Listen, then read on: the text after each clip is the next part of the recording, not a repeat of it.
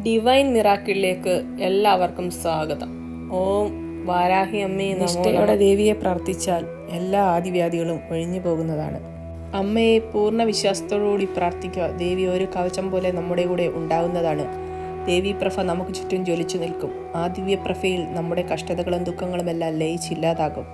ഉഗ്രശക്തിയുള്ള ദേവിയെ ലളിതമായ മന്ത്രങ്ങൾ കൊണ്ട് നമുക്ക് പ്രാർത്ഥിക്കാവുന്നതാണ്. ദേവിയുടെ എല്ലാ വാക്കുകളും ശക്തിയുള്ള വാക്കുകളാണ്. ദേവിയുടെ ഏത് നാമം ഉച്ചരിച്ചാലും ദേവി കടാക്ഷം വന്നു ചേരുന്നതാണ്.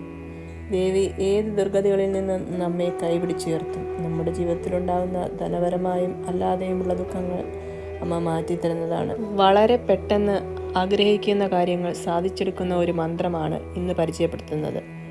ഈ മന്ത്രം നിത്യേന 148 പ്രാവശ്യം ജപിക്കേണ്ടതാണ്. കുളിച്ച് ശുദ്ധമായതിനു ശേഷം മാത്രമേ ഈ മന്ത്രം ജപിക്കാവൂ.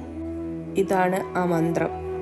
ഓം ഹ്രീം ഉഗ്രവാരിഹ്യൈ വജ്രഘോഷേ കാമേശി കാമവരദേ നമോ നമഃ. കാഠിന്യമേറിയ മന്ത്രങ്ങൾ പ്രയോഗിക്കുമ്പോൾ അതിൻ്റെ പവിത്രത കാത്തു സൂക്ഷിക്കുക.